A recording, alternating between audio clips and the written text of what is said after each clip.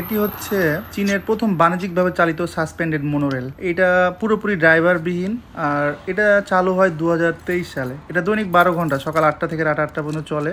প্রতি 10 মিনিট পর পরই একটা করে ট্রেন ছেড়ে যায়। এই ট্রেনের গতি সর্বোচ্চ 60 কিলোমিটার পার ঘন্টা। চীনের উহান শহরকে বলা হয় আধুনিক পরিবহনের শহর। উহানের পরিবহন ব্যবস্থায় এখন হাই স্পিড ট্রেন, মেট্রো এবং ড্রাইভারবিহীন ট্যাক্সি ছাড়াও আধুনিক ট্রাম, সব মিলিয়ে একেবারে ফিউচারিস্টিক হয়ে উঠছে। এই যে সামনে দিয়ে যে সাদা গাড়িটা যাচ্ছে, এটা খেয়াল করলে দেখবেন যে এই গাড়ির ভিতরে কোনো ড্রাইভার নাই। এটা স্বয়ংক্রিয়ভাবে চালিত ড্রাইভারলেস গাড়ি। এটা জনসাধারণের জন্য উন্মুক্ত এবং চাইলেই মানুষ এটা ভাড়া করে এক জায়গা থেকে আরেক জায়গায় যাইতে পারে, অনেকটা উবারের মতো। 2022 সালে সেলফ ড্রাইভিং কার উহানে বাণিজ্যিকভাবে যাত্রা শুরু করে।